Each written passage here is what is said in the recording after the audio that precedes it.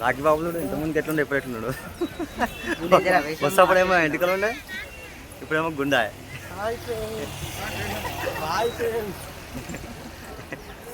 గుండు బాస్ ఇప్పుడు గుండు బాస్ అయ్యండి గుండు బాస్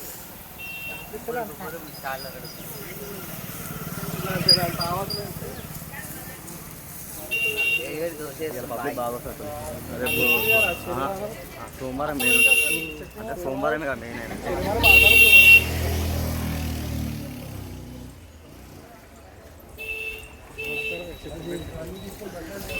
అంటే నడవాలి తప్పదు ఇక